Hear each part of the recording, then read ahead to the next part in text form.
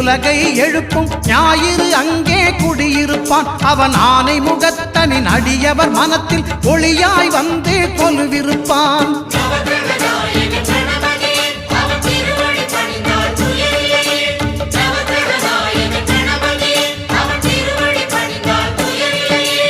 ஒன்பது கோளும் ஒன்றாய் காண அங்கு கற்பகம் என்னும் கடவுளின் மெய்யில்